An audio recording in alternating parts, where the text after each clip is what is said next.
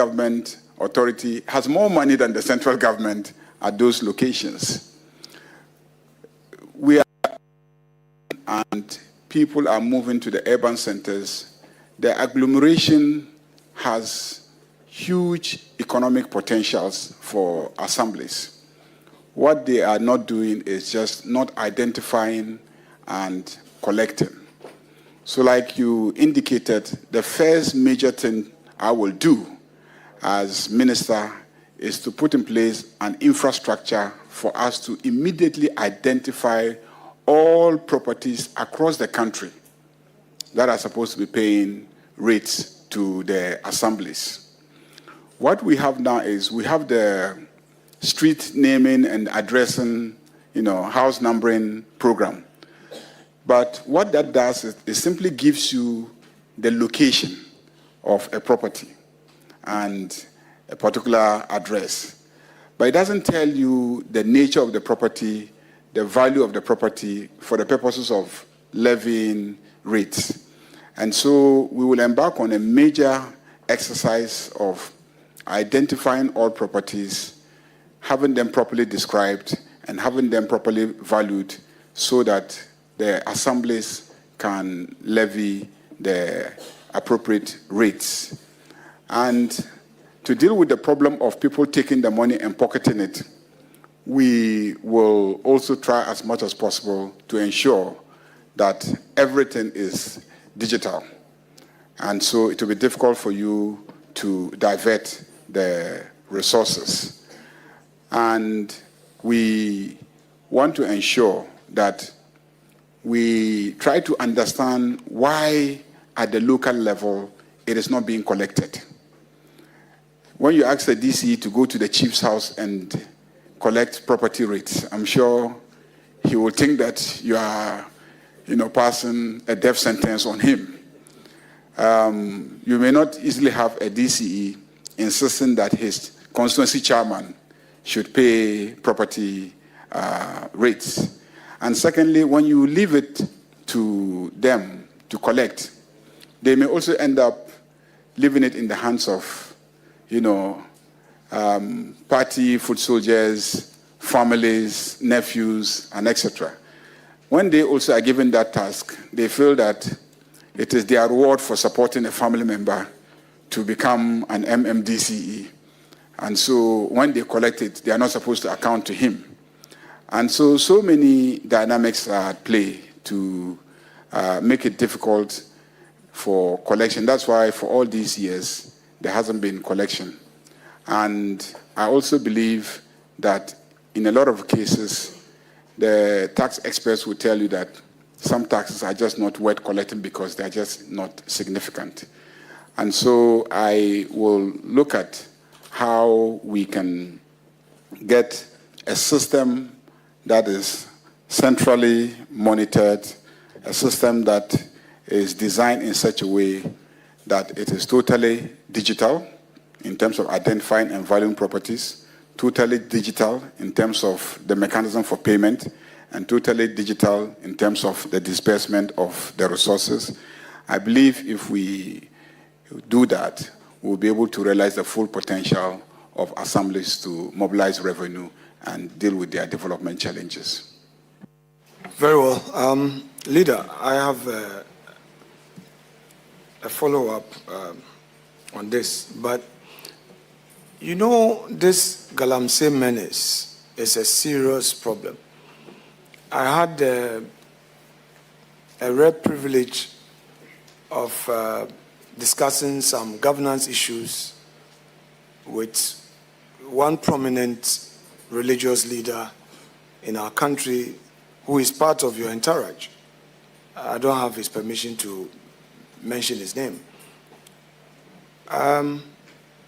He expressed deep concerns about Galamsey. And he was worried about we, the political actors, how we behave, our attitude towards natural resources and general well-being of our people. How do you hope to get your MMDCs to help fight galamsey activities in their various districts and municipalities? I have a long-standing relationship with small-scale mining. If you recall, in my previous life, I was Minister for Environment, Science, and Technology.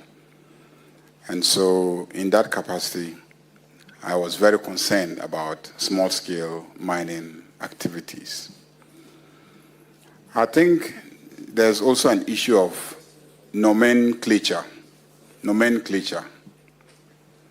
What we call galamsey is simply either artisanal mining or small-scale mining activity.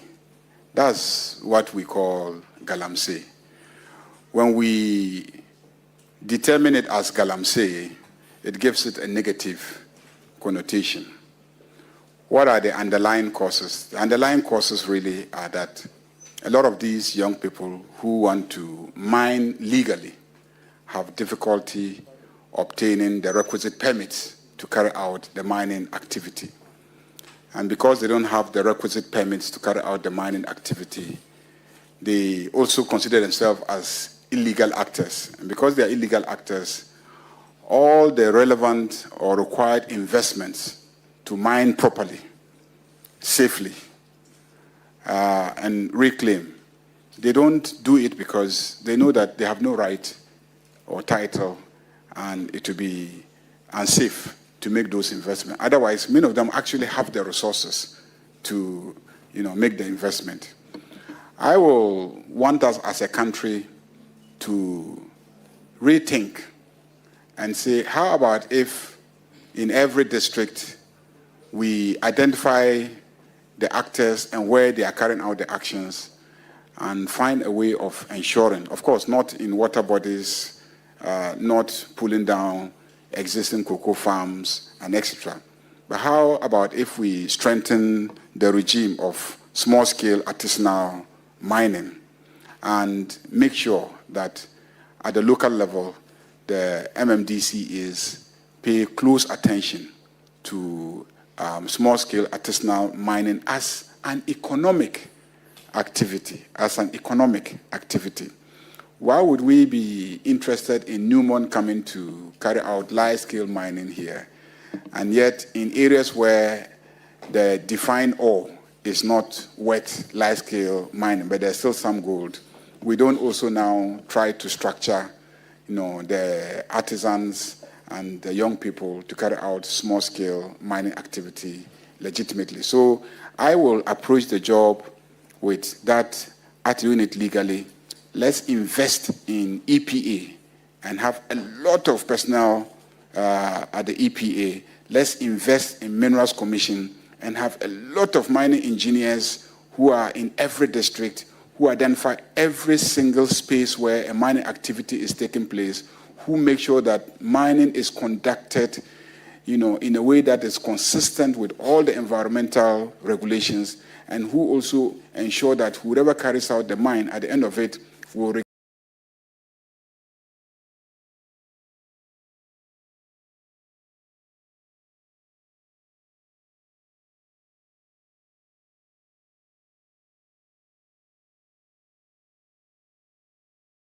reclaim the area and plant and make sure that they invest in restoring the area to what it was before they came. And if we did that, we'll minimize the friction, and then we would actually benefit. Because I say this now, we're actually benefiting as a country from the activities of small-scale and artisanal miners. And I think that whilst we are benefiting, we should also be investing in them, which is investing in personnel to support them, investing in infrastructure to support them, investing in monitoring them.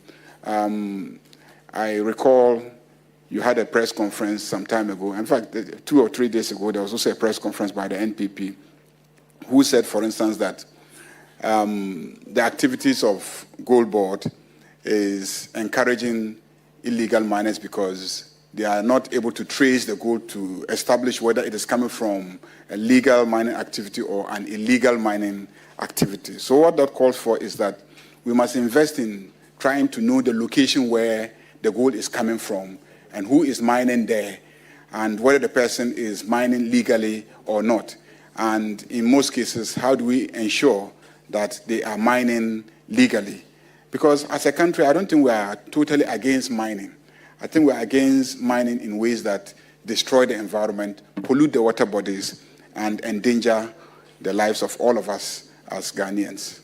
Yes, so I think your last phrase is what carries the entire burden. Irresponsible mining, activities that destroy water bodies and our forests. So I would want you, as part of the research, to get the MMDCs to rather focus on that bit. I think that would be reassuring to the country, if we do that. So once you are giving your word on that, I won't belabor. My last point, then we can call it off. The Constitution talks about the local government concept, and it de-emphasizes the partisanship nature of it. There are calls for a full-blown partisan political system at the local government level. In advanced democracies that we copy the example, their entire political structure is partisan. Even in the United States, even at the prosecutorial level, people contest for it. That this attorney general of a particular state is a Republican or a Democrat. I mean, they have allowed it. Now, we are a bit concerned about what we have heard recently in circles of government, that the constitutional amendment that is to be expected, there's a proposal for the president alone to have the mandate to nominate people to contest. We hold a view that if it is an open contest, then it should be anybody contesting. If we don't even want to make it partisan, the president should have no hand in who contests for mayor or DCE. I want to know your own views regarding the reforms at the district level elections. Are you for an open field where elections are called, those who qualify to participate go pick forms, or you still think that the central government should nominate people to go for an open election? Thank you very much, Minority Leader and Ranking Member, for the question. This question raises very fundamental constitutional jurisprudential issues. And I know you will ask me to not lead you into jurisprudence. But structurally, what we have now is a situation where, one, we want to maintain a unitary state. We want to maintain a unitary state. And at the same time, we want to ensure that governance is owned at the local level. There's local participation, there's trust, and because of that, the locals are contributing towards their own governance and development. So these are the core objectives. Now, for those who say let's have free-range elections at the local level, this is what will happen. We'll be electing 2 people who will have executive powers. When you elect a DCE of a given geographical space, he would have executive powers, and then you now elect assembly members who will have legislative powers. Then at the national level, you elect a president who has executive powers, and then you elect members of parliament who have legislative powers. So some of the concern expressed by, and then the president doesn't have control over who is also exercising executive powers in a particular given location. Are you likely to be triggering conflict between the person elected by the whole country to exercise executive authority and the person elected in a district to also exercise executive authority? Who becomes accountable? That is a structural issue. Most people don't understand the architectures of other jurisdictions. So, for instance, let's take the United States. In the United States, you will say, oh, but we have the federal government and we have the state government.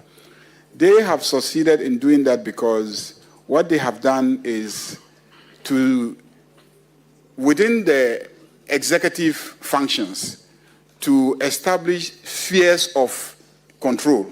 So the federal government is in charge of defense. The federal government is in charge of foreign policy, international relations. The federal government is in charge of interstate commerce. Okay? So you have defined specific areas of executive power that is reserved to the federal government. Every other power is left to the state. So when you elect a state governor, he knows his territory.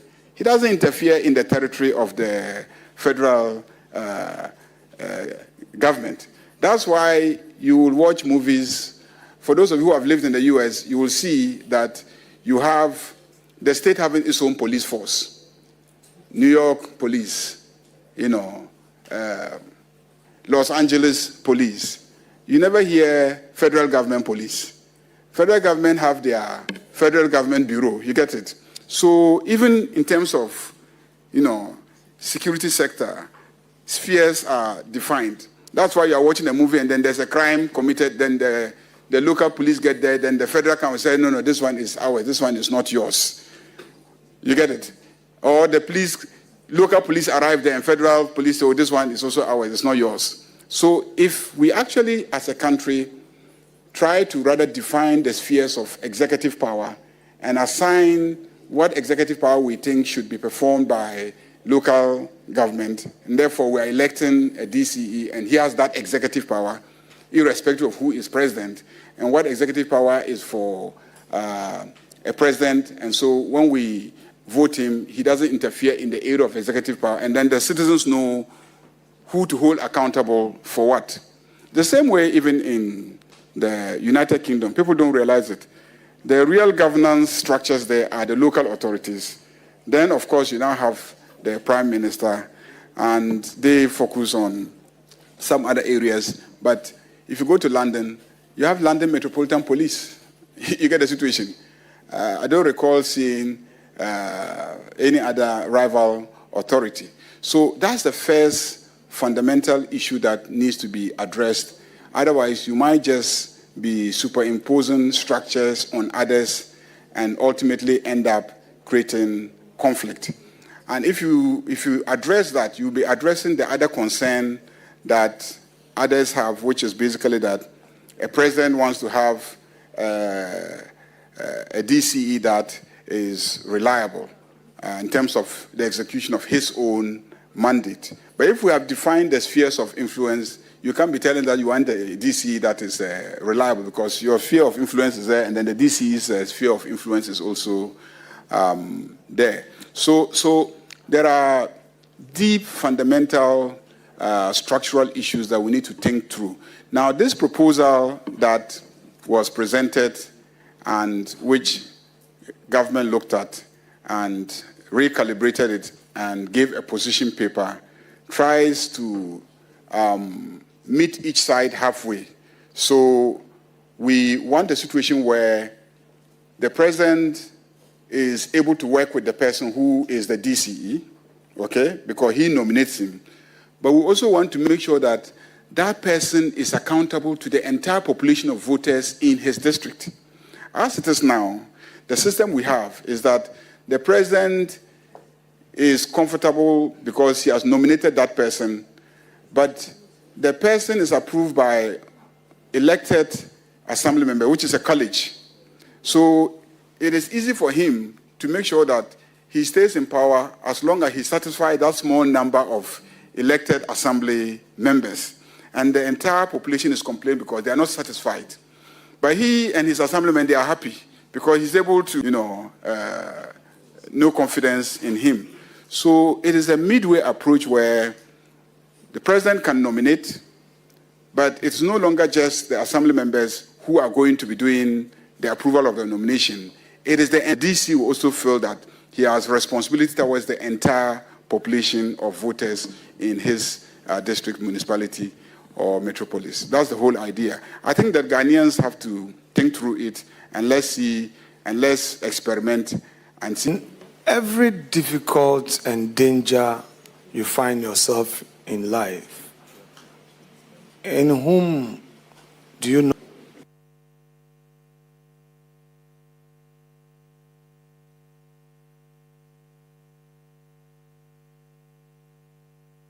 Yes, Honorable Nominee. You want me to ask you? Recently, when I got married in my lovely wife. Now, finally, as you exit, you opted to make some disclosure. And I was happy with the disclosure you made regarding the politics we play on the floor. Sometimes we, all of us as political actors, we suffer that unfortunate perception people have about the politics we do. Sometimes they don't know that it's a role play. In my case, I've had a situation where somebody said, "Oh, Afenyo, can't you be as calm as this particular colleague of yours?" I said, "Yeah, colleague is not minority leader. If he gets into that hot seat where he has to consult every party elder till 5 a.m. and he sleeps for 1 hour and has to carry the burden on his shoulders, he won't be calm again." Anyway, I want to ask you, for those who don't know you and I, if somebody asks you to describe Afenyo Markin as your opposite number, Ayariga, what would you say? I'm done. I would say he's a troublesome boy.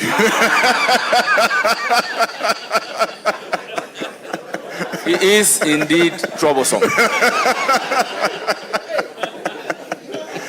But I will also add that he is somebody you can trust when you are dealing with him. When I say trust, wait till I define trust. You can trust that he will cause trouble. You can trust that he will push his side's position. Of course, and at all times, even I would say, I know this will be difficult for you, but you have to play your role. You are a minority. You have to play your role. And people call me, "Why do you allow Markin to do all the things that he's doing?" I'm like, he's just playing his role. He's just playing his role. So Let him play it. I'll play mine. When he finishes doing all the things that he's doing, I'll cause the vote. And then the decision will be taken the way I want it. So that has been it. But, you know, in addition, working with you in the last 1.5 years, you know, I've come to know you as a person of integrity and honesty. And I want to thank you for the forthrightness with which you have dealt with me as the majority leader. I hope that you and my successor will find common ground and work the same way. I've already told him that you are not somebody that he would he should be yielding to. He should be doing more than I was doing. Me, you know, because I'm a little older than you, I used to tolerate you a lot. This man is about your age mate. So it's about your age mate, Parliament House, because I also know what he will do to you. I could tolerate you, listen to you the whole day, and just get up and say one or two things, and then have us vote. This man, he would like to reply to everything that you will say. So also be ready. But I want to say that I enjoyed my time working with you as the minority leader, and I just want to encourage you that so many things will be thrown at you, but from what I've come to know of you, I know that you are very resilient. You never give up. Even when you are lying down, you'll be shouting. When I get up, you will see me. Oh, you're lying down. You're on the ground.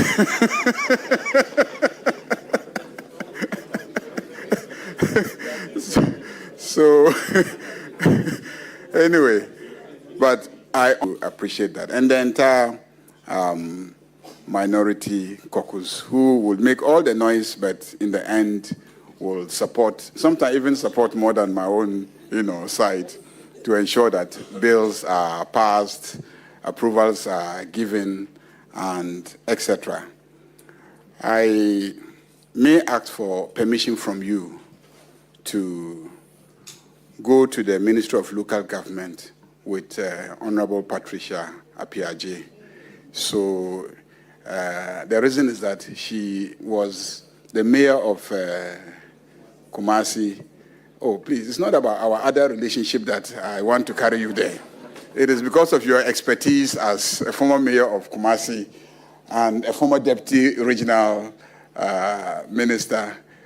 I'm sure many of you don't know, but I was partly responsible for she being made mayor of Kumasi. She was a deputy regional minister for Ashanti. And then the office of mayor of Kumasi became vacant. And then President Kufuor asked her to act as the mayor and at the same time as the deputy regional minister. And you know that in Ashanti region, the mayor of Kumasi is a very weighty position. I was then the ranking member for Constitutional, Legal, and Parliamentary Affairs. So every morning I organized a press conference to bash President Kufuor for not appointing a substantive mayor. So one early morning he got tired of my press conferences and announced her as the mayor of Kumasi. So I'll be carrying her to the local government ministry to learn from her experience. I thank you very much, Chairman. On that note, your request is approved. Yes, Chair, I know that you are always in a hurry to dispossess me of this woman. You cannot take her away. Honorable Ayariga, somewhere I read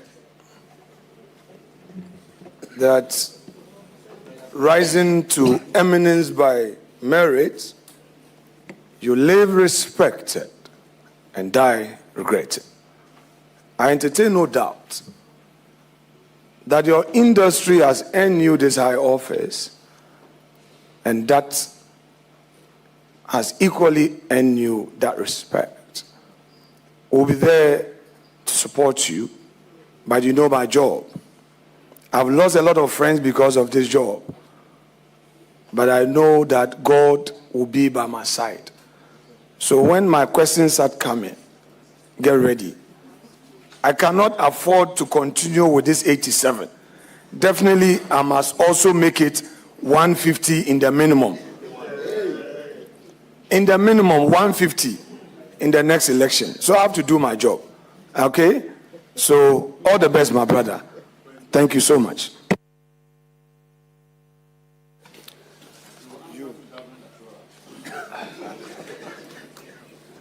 Honorable Ayariga, I have no question for you, but really I want you to clarify a position regarding your answer to the utilization of the common fund. I want you to be specific. The percentage of the common fund that the MPs are entitled to authorize utilization, in order not to create the impression that MPs are entitled to the entire common fund. MPs are clearly not entitled. I indicated that what has been allocated by Parliament to members of Parliament, that's the only amount that you are entitled, not the common fund of the Assembly. The common fund of the Assembly is, the utilization is determined based on the guidelines given by the ministry to the various assemblies and decisions of the Assembly regarding what projects they want to undertake and where they want to locate the project and who they want to execute the project. But there's a small amount that is allocated by Parliament to the members of Parliament in the formula. I mean, it's been challenged constitutionally and etc. We all know about that. But it's just a small amount of money that Parliament allocates. It is sitting at the Assembly, but when there are petty projects like, emergencies in the constituency, the MP can direct the Assembly that I visited Community A and then the windstorm destroyed the school building. I visited Community B and then the clinic has run out of some basic amenities. And so I want the Assembly to procure, these things and send to these facilities. And so the management of it is actually by the Assembly. The money goes to the accounts of the Assembly. But at the Assembly, they have created account for the Member of Parliament, which they call the MP's account. But it is sitting at the Assembly. And the MP has to give the instruction to the coordinating director that I want you to fix that school or fix that toilet or fix that clinic. Then the procurement director will now take the process through procurement and then secure a contractor, and the contractor will be allowed to go and execute and then raise the certificate, bring it to the Assembly, then the Assembly will pay. So the MP's only role is in directing which project to do with the small amount, not that the money is given to the MP. Discharged. Let me thank the committee for taking me through the process and to assure all of you that I know many of you have been MMDCs before coming to Parliament. Many of you have been deputy regional ministers, and so you have a wealth of experience in the sector. So just as you are assuring me of your support, I'm also assuring you that I'll tap into your experiences to deliver at the new ministry. And to thank all the various representatives of the regional houses of chiefs that have also come to support me, the regional ministers who have come to support me, the MMDCEs that are here, and colleague members of Parliament who today have adorned the club of friends of the committee just to be here to support me, and the parliamentary staff that are here to support your committee. I want to thank everybody. I probably won't be able to mention everybody's name. I know I have the most senior Duncan Williams sitting behind me. I haven't turned back yet, but I know that he's sitting behind me. And I also believe that the Sheikh Admiral, representing the National Chief Imam, is here. He promised me last night. Honorable nominee, I'll do that for you. Thank you so much. Thank you so much. You will surely hear from the committee. on this note, honorable members, permit me to acknowledge a very huge, distinguished guest in our midst. The list is very tall. We have Nankpaura Jakpa, Ancho Adi. Is it? Mankpaura Jakpa, Ancho Adi. Boni, the first, Paramount Chief and member of the Council of States, is here with us. We have Mbenti Urache, Haruna Alijata, Secretary, Savannah Regional Queen Mothers Association. We have Seidu Aziz, Regional Registrar. Then from Central Region, we have Nana Sichiruya Koduya, Paramount Chief of the Ebrem Traditional Area. We have Nasi Nkwanta Otuba, Paramount Queen Mother of the Senya Breku Traditional Area. We have Elijah Kwesi Asari, Registrar, Central Regional House of Chiefs. We have Kojoche, Registrar, National House of Chiefs. From the Northern Region, we have Na Iyap Zungbulung, Na Dr. Jacob Mahama, Paramount Chief of the Zangbalong Traditional Area and former Regional Director, Ghana Health Service. Then we have Na Bapri Pansu Na Alhaji Seidu, Paramount Chief of the Pansu Traditional Area, former Member of Parliament and former District Chief Executive for Wulensi. We have M.A. Gariba, Registrar, Northern Regional House of Chiefs. Then from the Volta region, we have Togwitenge Gligui Jokoto, Paramount Chief of the Amugo Vago Traditional Area. We have Mamaga Nokua Wuo, Paramount Queen Mother of Siopui. We have Muhammad Ikilu, Registrar, Volta Regional House of Chiefs. Then from Ahafo, we have Nana Owusu Konto, Mehame Hini, and we have Nana Efia Sawa Gwasu Hima. Then from Upper West Region, we have Kuro Basungro, Paramount Chief Funsi. We have Pongna Chana Abdul Razak, Paramount Queen Mother Singh. We have Ben Obri Asamoah, Registrar, Upper West Regional House of Chiefs. Then from Bono region, we have Osajifo Anye Ampim, Amuampong, Wenchi Hini. We have Nana Ya Ansua Droboma Hima. We have David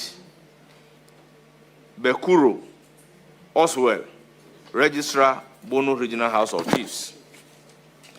Then we have Thomas Moore, Dintundini Adiala Ayangitam, President, Upper East Regional House of Chiefs, and Paramount chief of China. We have Pong Naba, Malsungo, Tumpale Ayamga, President, Upper East Regional Queen Mothers Association and Paramount Queen Mother of Naga. We have Askandaro Mohammed, Regional